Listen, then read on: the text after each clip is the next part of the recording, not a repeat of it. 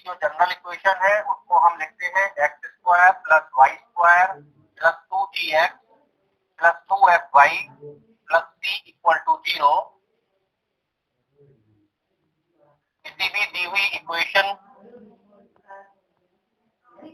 से कंपेयर करने पर हम जी एफ और गुड मॉर्निंग किसी भी दी हुई इक्वेशन से जब हम जनरल इक्वेशन से कंपेयर करते हैं तो कंडीशन में स्क्रीन नहीं आ रही है आपकी स्क्रीन वगैरह सर? स्क्रीन नहीं आ रही है, अभी आ जाएगी। अभी अभी एक्चुअल में कुछ लोगों को एडमिट कराना होता है ना, तो बार बार तो डिस्टर्ब हो जाती है स्क्रीन, फिर दोबारा से एडजस्ट करना पड़ता है। मैं 5 मिनट वेट कर लेता हूँ। तो जनरल इक्वेशन सभी लोगों ने पढ़ी थी, x square plus Y square plus 2gx plus 2fy plus c equal to 0। ये सर्किल की इक्वेशन थी, जिसमें मैंने ये बताया था कि सर्किल की इक्वेशन में एक्स स्क्वायर और वाई स्क्वायर का जो कोफिशिएंट है वो 1 है, और जब हम किसी दी हुई इक्वेशन से उसको कंपेयर करते हैं तो सबसे पहले एक्स स्क्वायर वाई स्क्वायर का जो कोफिशिएंट होता है उससे हम डिवाइड कर देते हैं, जिससे कि एक्स स्क्वायर वाई स्क्वायर का कोफिशिएंट 1 हो जाए। साथ ही साथ दोनों का जो गुणांक है वो सेम ही होगा, अलग अलग नहीं होगा, इसलिए डिवाइड करने पर कोई प्रॉब्लम नहीं होगी।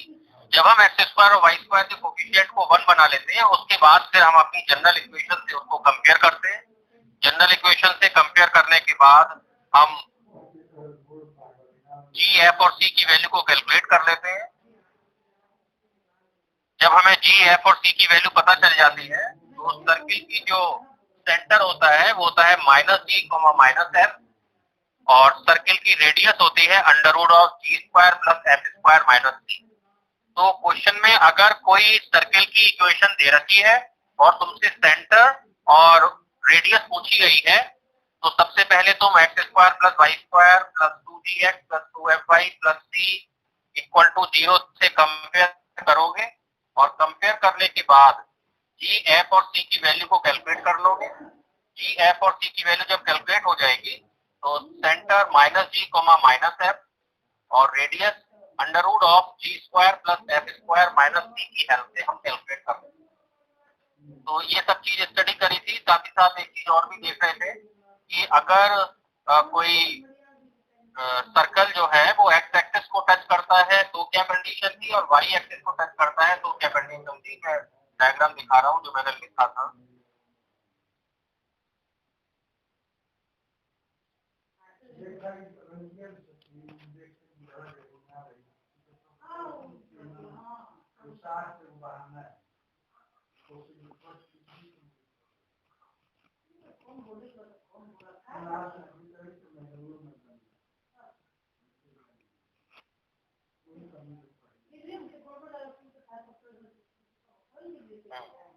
तो जैसे मैंने ये अभी भी बताया ही था, -g, -f इस सर्किल का सेंटर होता है, और radius √g² plus f² minus c होती है।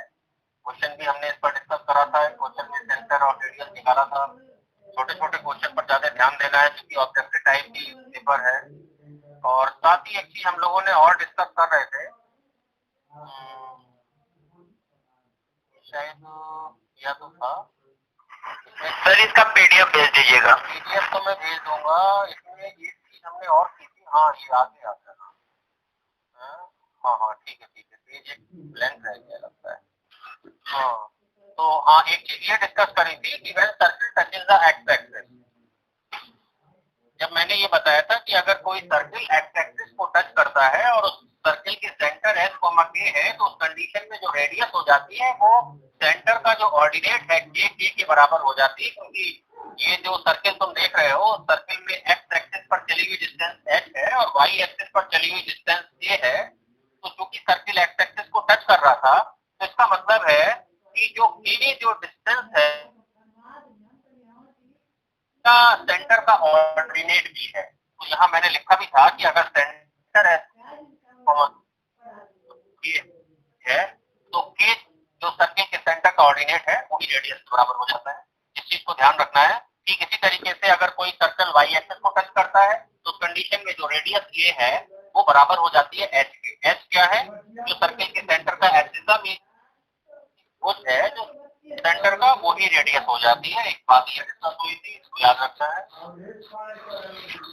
इसी पर बेस एक क्वेश्चन भी हम लोगों ने किया था, लोकस निकालना था हमें सेंटर का। अब आज देखते हैं इसी सर्कल पर ही कुछ क्वेश्चन देखेंगे।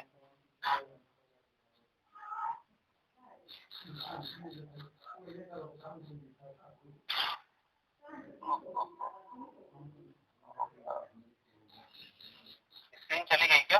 Yes sir. पता नहीं क्या हो जा रहा है ये बार बार।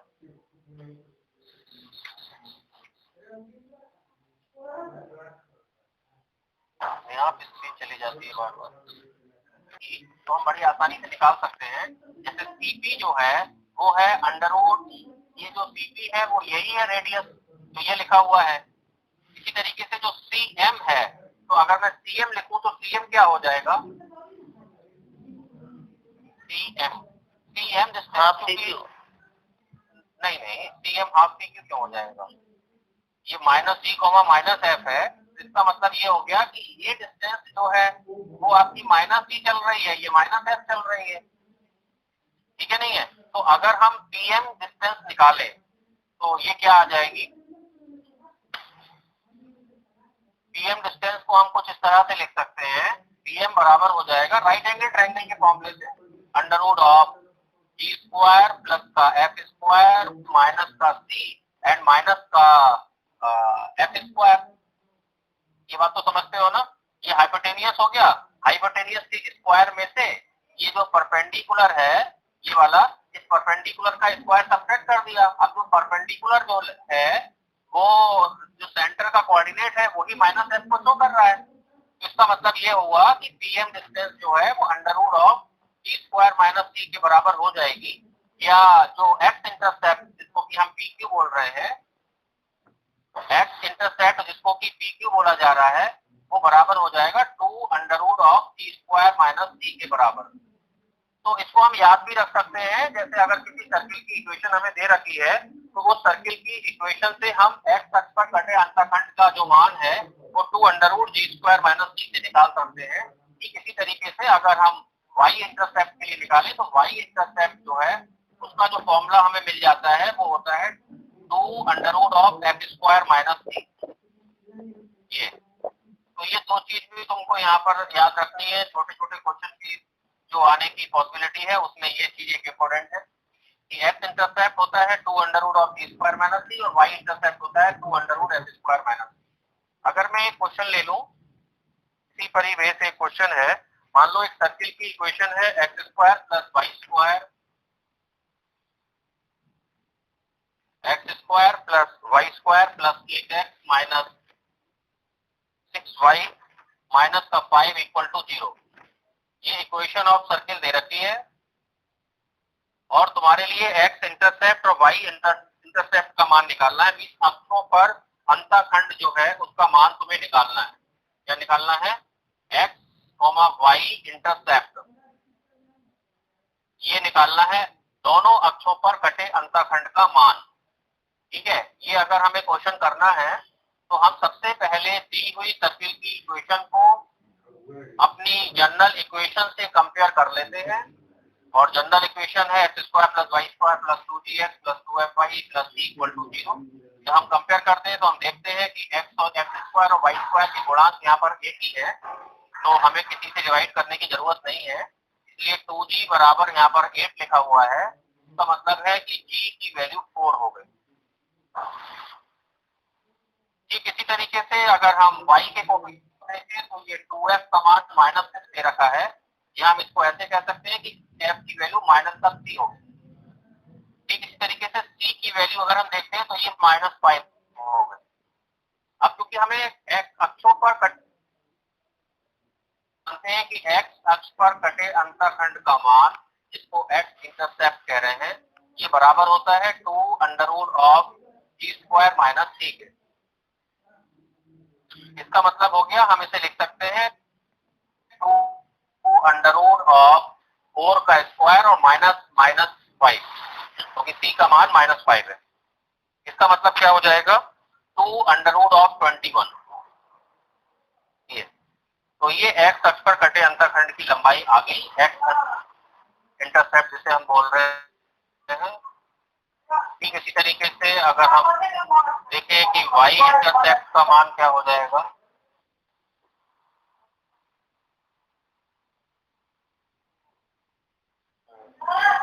देखो y इंटरसेप्ट का मान हो जाएगा, y अक्ष पर कटे अंतःखंड की लंबाई या y इंटरसेप्ट ये बराबर होता है 2√f² - 3।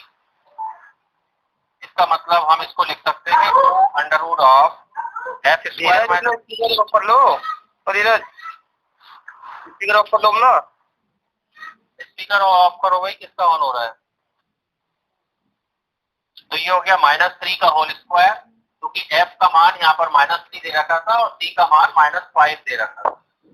इसका मतलब तो ये हो गया 2√9 + 5, इसका मतलब 2√14। ठीक है, तो इस तरह से हमने x अक्ष पर और y अक्ष पर कटे अंतःखंड की लंबाई के लिए ये फॉर्मूला यूज कर लिया। तो जैसे छोटे क्वेश्चन अगर कोई होता है ऑब्जेक्टिव में, तो बड़ा आसानी से इस क्वेश्चन को आप अटेम्प्ट कर सकते हो। क्वेश्चन में आपको सर्किल की इक्वेशन दे रखी है, कंपेयर करा, g, f और c का मान निकाला और फॉर्मूला लगा लिया, x इंटरसेप्ट का 2√t² - 3 और y इंटरसेप्ट का मान का फॉर्मूला लगा लिया 2√f²। ठीक है, किसी को कोई कंफ्यूजन इसमें? No sir. अब देखते हैं कि एक ऐसे सर्किल की इक्वेशन हमें फाइंड आउट करनी है जो 3 पॉइंट से होकर जाता है। ठीक है, क्वेश्चन में हमें 3 पॉइंट दे रखे हैं और ये कहा जा रहा है कि सर्किल की इक्वेशन बताओ। तो थोड़ा सा सॉल्यूशन होता है इसमें, प्रोसेस में बता दे रहा हूं कि कैसे करते हैं इसको। एकदम से छोटा क्वेश्चन तो ये नहीं होता। जैसे equation of a circle, equation of a circle passing through 3 point, 3 बिंदुओं से जाने वाले सर्किल की इक्वेशन, पासिंग थ्रू 3 पॉइंट्स। तो 3 पॉइंट्स हमें दे रखे हैं। जनरल इक्वेशन से हम स्टार्ट करेंगे और जो पॉइंट्स जो दे रखे हैं जिनसे सर्किल पास होता है, उन पॉइंट्स को जनरल इक्वेशन में पुट करेंगे। उससे हमें 3 इक्वेशन मिल जाएंगी और हमारे पास 3 अननोन वेरिएबल होंगे, एक g, एक f और एक c। तीनों इक्वेशन को सॉल्व करके हम सर्किल की इक्वेशन को फाइंड आउट करते हैं। जैसे एक क्वेश्चन है, जैसे क्वेश्चन है कि जो पॉइंट्स दे रखे हैं जिनसे सर्किल पास होता है, वो पॉइंट दे रखे हैं 1, -2, -2, 2 और दूसरा एक चीज ये दे रखी है, and circle passes through the straight line and the centre of the circle. Question में ये दे रखा है and centre of the circle, centre of the circle lies on the straight line, straight line, और स्ट्रेट लाइन दे रखा है 8x - 4y + 9 = 0।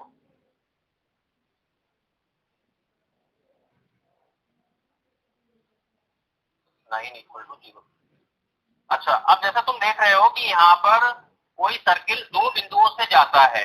पहला बिंदु दे रखा है 1, -2, दूसरा बिंदु दे रखा है -2, 2। साथ ही साथ जैसे मैंने कहा कि अननोन जो वेरिएबल है वो 3 होते हैं, पहला g, दूसरा f और तीसरा c। जो भी सर्किल की इक्वेशन हमें फाइंड आउट करनी है, अगर हमें 3 अननोन वेरिएबल पता चल जाते हैं तो हम g, f और c का मान रख के सर्किल की इक्वेशन को फाइंड आउट कर सकते हैं। इसका मतलब हमें क्वेश्चन में 3 कंडीशन गिवन होंगी।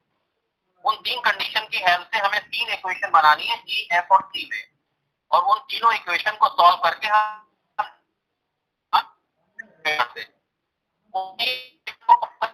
ऐसा हो सकता है कि तीन पॉइंट्स गिवन हो तो उन पॉइंट्स को हम जनरल इक्वेशन में सेटिस्फाई करके तीन इक्वेशन बना लें। ऐसा भी हो सकता है कि दो पॉइंट गिवन हो, तीसरी कोई कंडीशन दे रखी हो, उसकी हेल्प से हम डी एफ और सी के बीच एक रिलेशन बना लें। तो यहाँ पर इसी टाइप का क्वेश्चन है कि यहाँ पर दो पॉइंट दे रखे हैं और तीसरी कंडीशन ये है कि सर्किल का जो सेंटर है वो इस स्ट्रेट लाइन पर लाई करता है, और सर्किल का सेंटर अगर स्ट्रेट लाइन पे लाई करता है इसका मतलब ही यही है कि सेंटर के जो कोऑर्डिनेट हैं वो सर्किल की इक्वेशन को सेटिस्फाई करेंगे। तो सबसे पहले हम जनरल इक्वेशन लिखते हैं, और जनरल इक्वेशन है x square plus Y square plus का 2gx प्लस का 2fy प्लस सी बराबर 0। सबसे पहले पॉइंट को सेटिस्फाई करते हैं जो है 1, -2। सेटिस्फाई करने का मतलब ये है कि x बराबर 1 और y बराबर -2 इसमें रख दिया जाएगा। तो ये हो जाएगा 1 + 4 प्लस का 2x माइनस का 4y और प्लस का c = 0। इट मीन्स हमें पहली इक्वेशन मिल जाती है 2x माइनस का 4 को, सॉरी ये x नहीं है, g और f है, x का तो मान ही लगा रहे हैं हम लोग। तो ये हो गया x बराबर हमने यहाँ रख दिया 1 रख दिया, तो ये हो गया 2g, और y बराबर -2 रख दिया, तो ये हो जाएगा माइनस का 4f प्लस। तो हमारी इक्वेशन जो बन गई वो बन गई 2g माइनस का 4f प्लस का c = 0। ये हमारी पहली इक्वेशन बन गई। इसी तरीके से अब हम -2, 2 इस इक्वेशन में सेटिस्फाई करते हैं तो हमें मिल जाएगा सर हाँ सर -5 होगा, ठीक है। तो -2, 2 को वेरीफाई करा लिया तो ये हो जाएगा x स्क्वायर से 4 बन जाएगा, y स्क्वायर से भी 4 बन जाएगा, और 2gx से बन जाएगा माइनस का 4g, और 2f से बन जाएगा 4f और प्लस का c = 0। तो दूसरी इक्वेशन हमें मिल जाएगी माइनस का 4g और प्लस का 4f प्लस का c = माइनस का 8। ठीक है। अच्छा, अब जो हमारी थर्ड कंडीशन है, थर्ड कंडीशन ये थी कि सर्किल का सेंटर दी हुई सरल रेखा पर स्थित है। अब सर्किल का जो सेंटर होता है वो सेंटर होता है -g, -f। तो यहाँ पर हमें गिवन क्या है कि सर्किल का सेंटर इस सरल रेखा जो कि 8x - 4y + 9 = 0 के बराबर दे रखी है, ये सेंटर इस सरल रेखा पर स्थित है, इस पर लाई करता है। तो इसका मतलब x बराबर -g और y बराबर -f रख देने पर ये इक्वेशन सेटिस्फाई हो जाएगी। कौन सी वाली? जो सरल रेखा की समीकरण दे रखी है, 8x माइनस का 4y 0।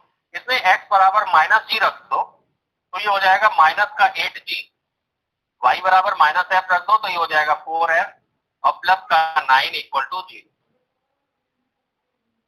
इसका मतलब ये हुआ कि हमें तीसरा बिंदु नहीं पता था, लेकिन हमें ये पता था कि सर्किल का सेंटर इस सरल रेखा पर स्थित है। तो हमें सेंटर जो है वो जनरल इक्वेशन का सेंटर -g, -f होता है, तो हमने -g, -f इस सरल रेखा में सेटिस्फाई कर दी और हमने इस इक्वेशन को फाइंड आउट कर। ठीक है। अब हमारे पास तीन इक्वेशन है। पहली इक्वेशन ये लिखी हुई है 2g - 4f + c = -5, और दूसरी इक्वेशन ये लिखी हुई है -4c + 4f, और तीसरी इक्वेशन ये लिखी हुई है।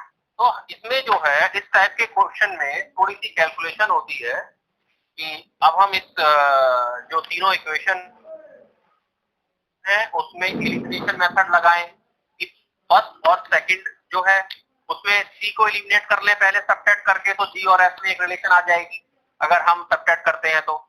उसके बाद g और f में थर्ड इक्वेशन हमारी पहले ही दे रखी है, तो उसके बाद हमारे पास जो साइमल्टेनियस लीनियर इक्वेशन का जो सॉल्यूशन है उससे दो वेरिएबल है g और f, फिर हम उसको सॉल्व कर लेते हैं। g और f का मान आ जाता है। सर ये सेंटर से फिर समझ नहीं आया सर, सेंटर के बाद में थर्ड इक्वेशन वाली सर समझ नहीं आई सर। ये देखो, जैसे मैंने तुम्हें बताया था कि जो जनरल इक्वेशन होती है जो ये लिखी हुई है ऊपर, देखो जी सर, ये पढ़ो, ये जनरल इक्वेशन है ना, ये जो लिखी हुई है जी सर, ये जनरल इक्वेशन लिखी है। इस जनरल इक्वेशन ये हम ये मान रहे हैं कि ये सर्किल की इक्वेशन है, ये तो मान रहे हैं। यस सर, ये सर्किल की इक्वेशन है। फिर क्वेश्चन में क्या था कि सर्किल दो बिंदुओं से जाता है। पहला बिंदु था 1,-2 और दूसरा बिंदु था -2,2। Yes sir.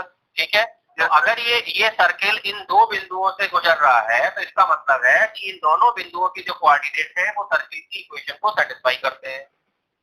तो सबसे पहले हमने x बराबर -1 और y बराबर -2 रख दिया पहले बिंदु को सेटिस्फाई कराने के लिए, पहली इक्वेशन। Yes sir. दूसरी इक्वेशन आने के लिए x बराबर -2 और y बराबर 2 रख दिया, दूसरी इक्वेशन बन गई।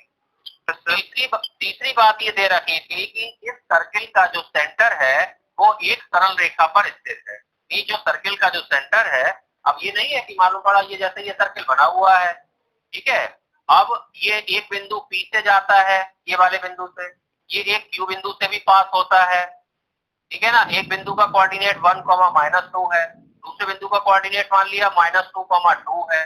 साथ ही साथ इसका जो सेंटर है, ये सेंटर जो है वो एक सरल रेखा पर है। अब सरल रेखा कहीं होगी इसकी ऐसे करके ये, और ये इसका सेंटर है। और ये सेंटर क्या है, इसका सेंटर होता है -g,-f। ये हम पहले से जानते हैं।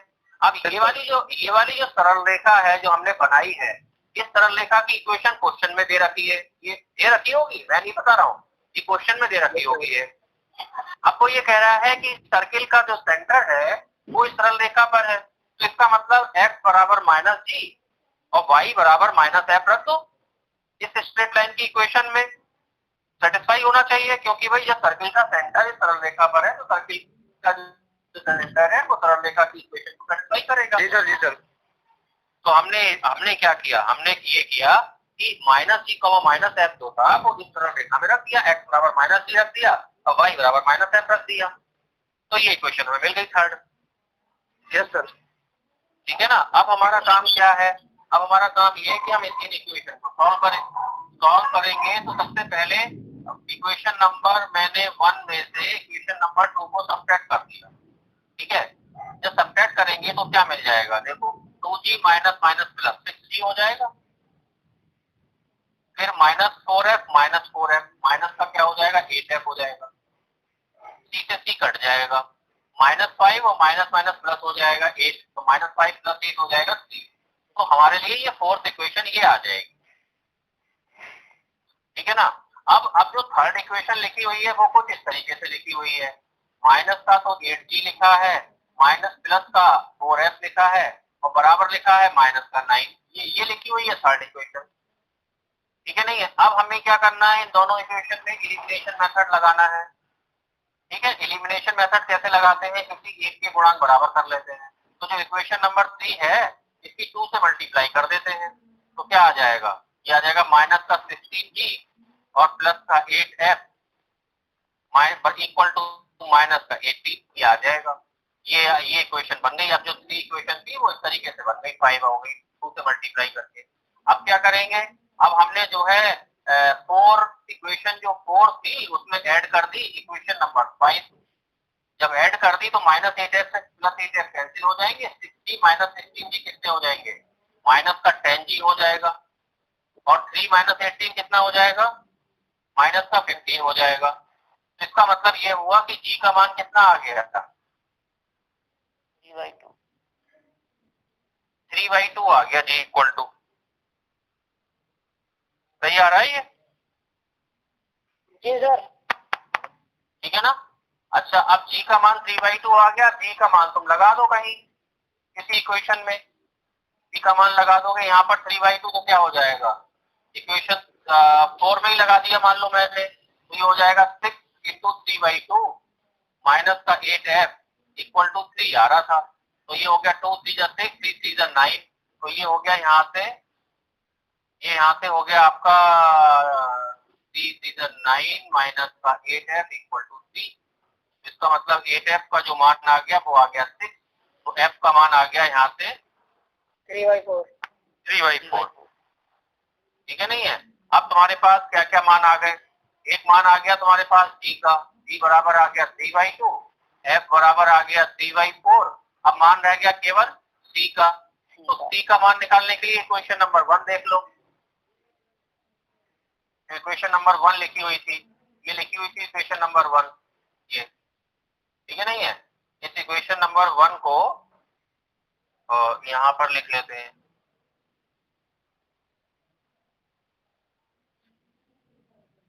यही थी क्या, कुछ गलत आ गई यहाँ पर लग रहा है। ये तो इसमें रहेगी आने से। कितना था इक्वेशन नंबर 1 क्या था? सर 2G है 2G। 2G था ना वो equation, 2G minus 4x plus C था। 2G इसमें रह गया है ना, तो यहाँ पर हम G और लिख लेते हैं 2G minus 4x plus C ये था। तो अब यहाँ पर अगर हम G और F का मान लगा देंगे तो 2 इंटू 3/2 और माइनस का 4 इंटू 3/4 प्लस का C इक्वल टू -5, तो ये हो जाएगा 3 minus 3 plus C equal to -5। तो C बराबर कितना आ गया, -5। तो इस तरह से हमें G की वैल्यू ये हो गई, F की वैल्यू ये हो गई और C की वैल्यू ये हो गई। ठीक है, अब हमारा जो इक्वेशन थी वो क्या थी, x² प्लस y² प्लस का 2g का मतलब 3 हो गया, 2gx 2fy। तो 2fy कितना हो जाएगा, 2fy का मतलब हो जाएगा f की मल्टीप्लाई 2 से कर दो तो 3/2 हो जाएगा और प्लस का c यानी कि माइनस का 5 बराबर जी। ठीक है नहीं है, तो 2 से मल्टीप्लाई कर देंगे क्योंकि यहाँ पर 2 आ रहा था, तो इक्वेशन हमारी हो जाएगी 2x² प्लस का 2y² प्लस का 6x प्लस का 3y माइनस का 10 इक्वल टू जी। तो ये जो इक्वेशन लिखी हुई है ये इक्वेशन हमारी सर्किल की इक्वेशन है। तो चाहे हमें 3 बिंदु दे रखे हो और चाहे 2 बिंदु दे रखे हो, तीसरी कोई कंडीशन और दे रखी हो, एक ही बात है। ठीक है नहीं है, अब जैसे यहाँ पर इसने हमने जो टॉपिक का नाम लिखा था वो तो यही लिखा था कि 3 बिंदुओं से पास होने वाली सर्किल की इक्वेशन। तो चाहे 2 बिंदु लिखे हो चाहे 3 बिंदु लिखे हो, 2 बिंदु लिखेंगे तो एक कंडीशन जी एफ और सी के बीच रिलेशन निकालने के लिए वो एक कंडीशन क्वेश्चन में और देगा, क्योंकि जब नंबर ऑफ वेरिएबल 3 है तो उनको सॉल्व करने के लिए हमें 3 ही इक्वेशन चाहिए। तो 3 कंडीशन जब तक हमें पता नहीं होंगी तब तक हम उन इक्वेशन के सॉल्यूशन से जी एफ और सी का मान ज्ञात नहीं कर पाएंगे। ठीक है नहीं है, तो उसे कैलकुलेट करने के लिए 3 कंडीशन चाहिए कि चाहे हमें 3 बिंदु दे दे और चाहे 2 बिंदु दे दे और एक कंडीशन दे दे। ठीक है नहीं है, समझ में आ गई बात तुमको सबको? कोई कंफ्यूजन तो नहीं इसमें? देखो एक चीज और है इसी में ही, तो इसी के साथ ही मैं बता दे रहा हूं कि अगर क्वेश्चन में सेंटर दे रखा है, अब तो तुम निकाल लोगे कि 3 बिंदु दे रखे हैं तो निकाल ही लोगे सर्कल की इक्वेशन, क्योंकि केवल इक्वेशन का सॉल्यूशन ही है बिंदुओं को, जो बिंदु क्वेश्चन में दे रखे होंगे तो 3, उन तीनों को जनरल इक्वेशन में सेटिस्फाई करा के 3 इक्वेशन बनेगी और उनका सॉल्यूशन। ठीक है नहीं है, एक चीज और है जो हाँ हम सर्किल की इक्वेशन निकालते हैं।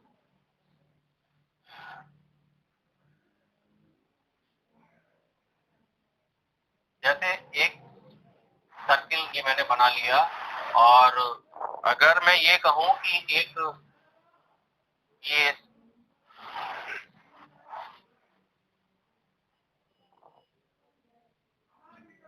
देखो नहीं ये मुझे कोऑर्डिनेट एक्सिस नहीं बनानी है, कोऑर्डिनेट एक्सिस नहीं बनानी। अब तुम एक सर्कल देख रहे हो और एक स्ट्रेट लाइन देख रहे हो और ये स्ट्रेट लाइन इस सर्किल को इस पी पॉइंट पर टच करती है। सर्किल का सेंटर सी है। अब तुम्हारे लिए 2 चीजें पता है गिवन। क्या गिवन है?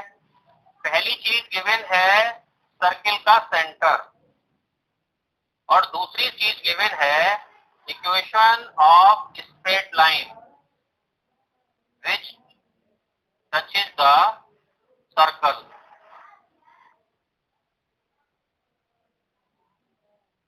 दो चीजें पता है, पहली चीज क्या पता है, सर्किल का सेंटर पता है और दूसरी चीज पता है कि एक ऐसी सरल रेखा की समीकरण जो सर्किल को टच करती है।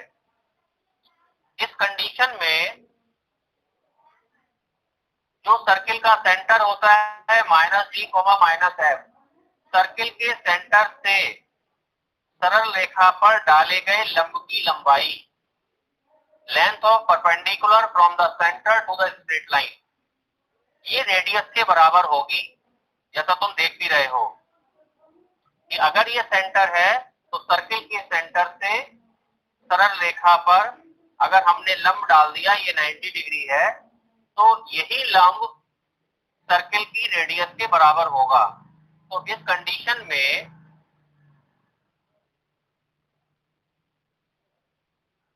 Length of perpendicular from centre to the circle, centre to the circle, ये बराबर होगा रेडियस के। इस प्रॉपर्टी का यूज करते हुए हम सर्किल की इक्वेशन को फाइंड आउट करते हैं। तुमने पढ़ा होगा किसी बिंदु से सरल रेखा पर डाले गए लंब की लंबाई क्या होती है, पढ़ा है किसी ने? नहीं पढ़ा है? हाँ, तो वो लंबाई P होती है। अगर हम x1 y1 से सरल रेखा पर लंब डालते हैं तो वो होती है ax1 प्लस का by1 प्लस का c divided by under root of a square plus b square. ये तुम लोगों ने पहले हाई स्कूल वगैरह में कहीं पढ़ रखा हो। तो इसी फॉर्मूले का हम यूज करते हैं और एक क्वेश्चन लेते हैं कि मान लो सर्किल का सेंटर 1,-3 है और सर्किल इस सरल रेखा को टच करता है। स्ट्रेट लाइन कौन सी है? 2x माइनस का y minus 4 equal to 0 touch is the circle.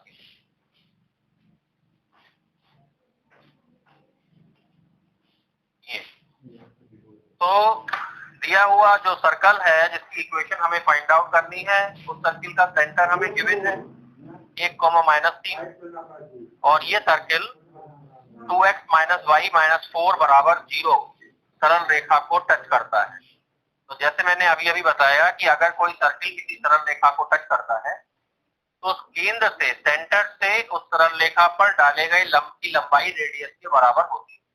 अगर हमें केंद्र के निर्देशांक और रेडियस की वैल्यू पता चल जाएगी तो हम सर्किल की इक्वेशन को निकाल सकते हैं। किससे निकाल सकते हैं, बता सकता है कोई? कोई बता सकता है कि अगर हमें सर्किल का सेंटर पता हो, रेडियस पता हो, तो हम क्या फॉर्मूला यूज करेंगे इक्वेशन निकालने के लिए? x1 प्लस y1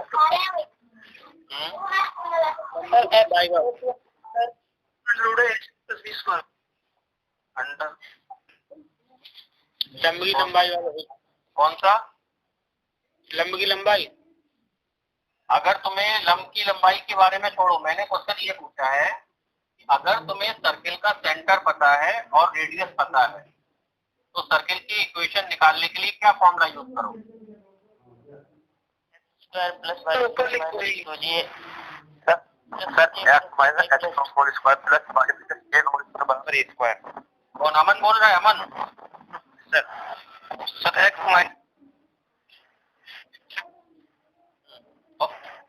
और किसे पता है? इसके अलावा और किसी को पता है? तो distance formula plus y minus का whole square equal to c square. बोलो ललित, तुम बताओ। सर x माइनस h का whole square plus y minus k का whole square. Sir x minus h का whole square plus y minus k का whole square equal to c square.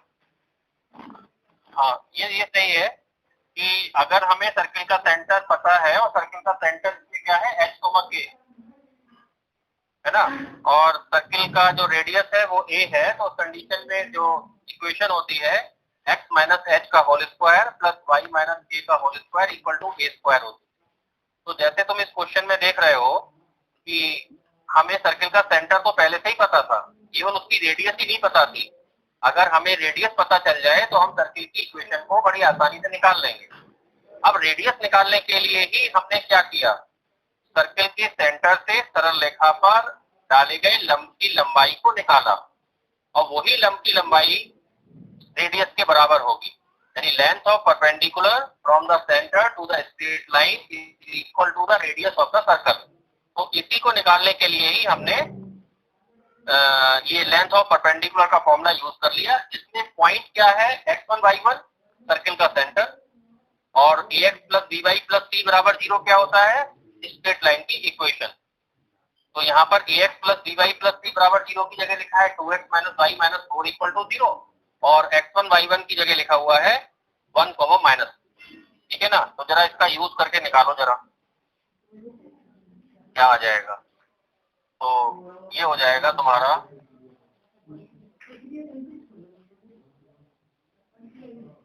Length of perpendicular from 1 comma minus 3, ये बराबर हो जाएगा x की जगह x1, ये क्या चीज है, x1 y1 यही है। तो क्या हो जाएगा 2 इंटू 1, x की जगह x1 रख दिया, माइनस y की जगह y1 रख दिया, तो ये प्लस का 3 हो गया, प्लस c की जगह क्या लिखा है minus 4 upon under root of A square plus B square. A का मतलब ये लिखा है ए एक्स प्लस का बी वाई प्लस सी बराबर 0। इट मीन ए की जगह 2 लिखा है तो 2 का स्क्वायर, और बी की जगह माइनस 1 लिखा हुआ है तो माइनस 1 का होल स्क्वायर। तो इसका मतलब ये आ गया कि 2 प्लस 3 5 माइनस 4 1 हो गया ऊपर, तो और नीचे 4 प्लस 1 5 हो गया, 1 अपॉन अंडर रूट 5। तो इसका मतलब ये है कि सर्किल की जो रेडियस हो गई, यही रेडियस हो गई, ये तो रेडियस ए बराबर हो गया 1 बाई रूट 5। तो इसमें एक यही पॉइंट है जो कि याद रखना है कि अगर हमें सर्किल का सेंटर दिया है और एक ऐसी स्ट्रेट लाइन दे रखी है जो सर्किल को टच करती है, तो हम सेंटर से उस स्ट्रेट लाइन पर परपेंडिकुलर लाइन निकाल लेंगे, वही रेडियस के बराबर हो जाएगी। अब हम फॉर्मूला कौन सा यूज करेंगे, जो अभी अभी बात हो रही थी, x माइनस एच का whole square plus y minus K का whole square equal to K square. अब यहाँ पर h कोमा के जो होता है वो सेंटर होता है। अब सेंटर तुम्हें क्वेश्चन में 1 कोमा माइनस 3 दे ही रखा था, और रेडियस तुमने अभी निकाल ली कितनी, 1 बाई रूट 5। ठीक है ना। अब तुमने यहाँ पर इसी की वैल्यू पुट कर दी, तो यहाँ पर आ जाएगा x माइनस 1 का होल स्क्वायर और प्लस का y प्लस 3 का होल स्क्वायर हो जाएगा, ये इक्वल टू 1 बाई 5। इसका मतलब ये आ जाएगा x square minus 2x plus 1 plus का वाई स्क्वायर प्लस का 6y plus 9 equal to 1 by 5। कहाँ पर आएगा रूट 5? नहीं 5, ये ए स्क्वायर होता है भाई, ये ए का मान है, ये यस सर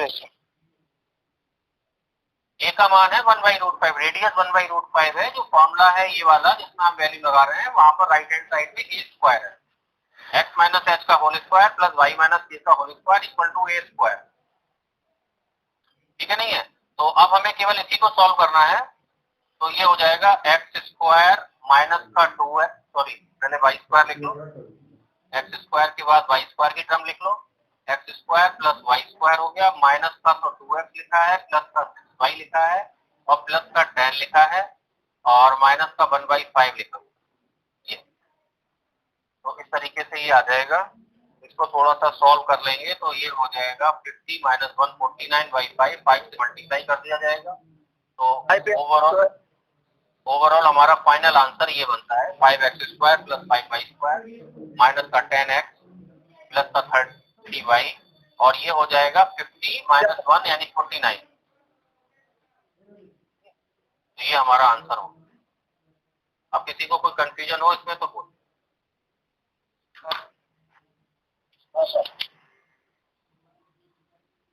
कर लोगे सब लोग? Yes sir. तो देखो सर्किल में मेनली जो है वो इसी तरीके के क्वेश्चन है, और ये क्वेश्चन अगर मैं तुम्हें बता दूं, थोड़ा सा हिंट देके मैं बता दूंगा कि मान लो एक सर्किल है, equation of circle find out करना है, और इसको ये दे रखा है कि ये 0,0 से पास होता है ना, पहली कंडीशन। passes through 0,0। तो इसका मतलब ये हो गया कि पहला पॉइंट दे रखा है 0,0 जिससे ये पास होता है, इसका मतलब 0,0 इसको सेटिस्फाई करेंगे। अच्छा, बाकी चीज दे रखी है कि x इंटरसेप्ट और y इंटरसेप्ट। x इंटरसेप्ट दे रखा है 3, x अक्ष पर कटा अंतखंड की लंबाई और y अक्ष पर कटा अंतखंड की लंबाई दे रखी है 4।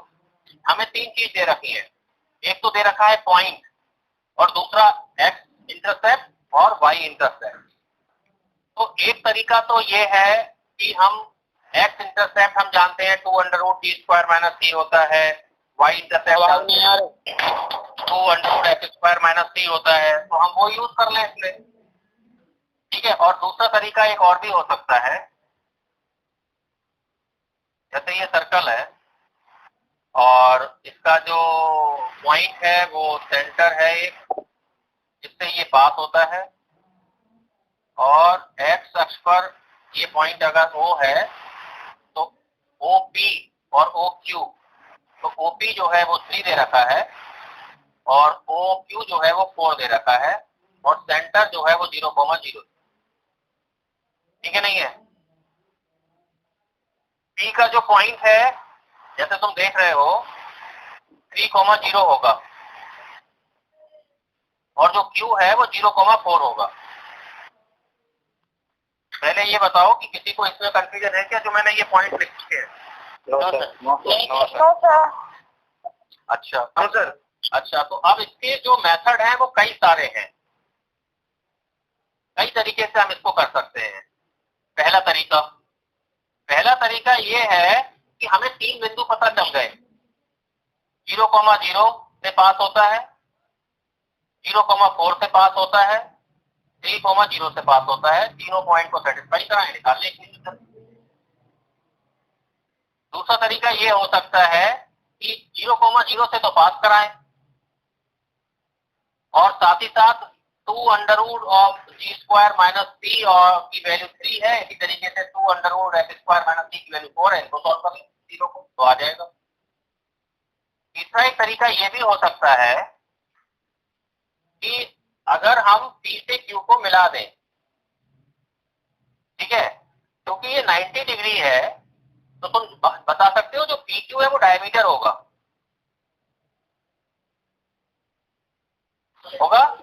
यस सर, होगा। क्योंकि सेमी सर्किल में जो बना हुआ जो कोण होता है वो समकोण होता है, ये प्रॉपर्टी ये 9th 10th में पढ़ी जाती है।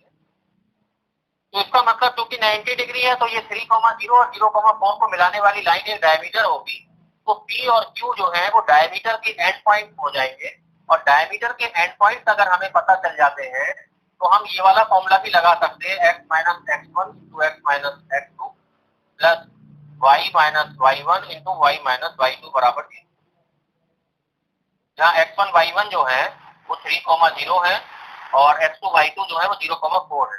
तो किसी भी इन तीनों में से किसी भी एक मेथड को अडॉप्ट कर सकते हैं। तीनों ही मेथड में कोई ऐसा नहीं है कि किसी में कैलकुलेशन बहुत ज्यादा है किसी में कम है, कोई ऐसी दिक्कत नहीं है। तुम हो सके तो फर्स्ट और थर्ड 2 मेथड से करके देख लेना, कुछ तीनों से करके देखना चाहो करके देख, जिससे मानो वैसे कर लेना, ज्यादा कोई डिफरेंस नहीं पड़ता। तो ये फर्स्ट मेथड से करके देखना, थर्ड मेथड से करके देखना। सर्किल में कुछ छोटे छोटे क्वेश्चन इसी टाइप के हैं और तो कोई इतना ज्यादा नहीं है। बाकी क्वेश्चन आंसर अगर किसी का कोई प्रॉब्लम होगी तो देखते हैं, ठीक है, नहीं है? ठीक है, तो फिर आज यही कर लो। जो भी सर इसका PDF भेज दीजिएगा। हाँ भेज देंगे। जो भी सर्किल जो 3 पॉइंट से पास होने वाले सर्किल की इक्वेशन निकालना है तो उसको 1-2 क्वेश्चन करके देख लो। 3 बिंदु जो भी तुम्हारी बुक हो, तुम्हारे पास उस बुक में जो भी 3 बिंदु दे रखे हैं उन 3 बिंदुओं से होकर जाने वाले सर्किल की इक्वेशन कैसे निकालते हैं, जरा ये 1-2 क्वेश्चन जो है वो करके देख लें, ठीक है ना? और कुछ 1-2 क्वेश्चन इंटरसेप्ट वाले करके देख, ठीक है? एक क्वेश्चन पूछना था छोटा सा इंटीग्रेशन का। अब तुम पहले पूछना, अब तो मुझे देखो कुछ काम भी है, कॉलेज भी अभी जो है तो बस छोटा सा है, बस ये पूछना है कि मतलब कैसे बताओ। पूछता है सर विशिष्ट समाकलन का। हाँ बताओ। सर क्वेश्चन ये है इंटीग्रेशन dx अपॉन x + 1 का होल स्क्वायर माइनस 4। x + 1 का होल स्क्वायर माइनस 4, तो इसमें तो सीधे सीधे फॉर्मूला लगा दो। One upon X square minus A square का, तो सर इसमें 1/x एक्स प्लस वन है ना, तो एक्स प्लस वन से कोई प्रॉब्लम नहीं होती। x प्लस 1 को सर x मान सकते हैं पूरा। एक्स प्लस वन को एक्स की तरह ट्रीट कर लो, जहाँ एक्स प्लस वन है, एक्स प्लस वन तो कांस्टेंट है, सॉरी एक्स प्लस वन जो है ना उसका डेरिवेटिव dx ही है। अगर एक्स प्लस वन को अगर तुम t भी मान लोगे तो dx बराबर dt रहा, चेंज तो हुआ नहीं कुछ भी। अगर तुम उसमें सब्स्टिट्यूशन मेथड लगाओगे, X plus one equal to T मानना चाह रहे हो तो मान लो, कोई प्रॉब्लम नहीं। एक्स प्लस वन बराबर टी मानोगे तो उसके बाद फिर लिमिट भी तुम्हें उसके हिसाब से चेंज करनी पड़ेगी, टी की लिमिट लगानी पड़ेगी, जैसे मैं पहले लेक्चर में डिस्कस कर चुका हूँ। और उस हिसाब से फिर जब 1/t² माइनस 4 dt आ जाएगा, उसके बाद 1/t² माइनस a स्क्वायर का फॉर्मूला लगा लेना, 1/2 log x minus a upon x plus वाला। उसके बाद जो है t की अपर लिमिट माइनस t की लोअर लिमिट कर देना। सर लिमिट वाले नहीं है ये? हाँ सर ये विशिष्ट समाकलन है। चलो लिमिट नहीं है तो लिमिट मत लगाना। सर से टी मान के कर ले और बाद में टी की वैल्यू रख दे। बस बस बस बस बस। वो तो लिमिट वाला है तो लिमिट लगेगी, नहीं है लिमिट तो नहीं। Thank you sir.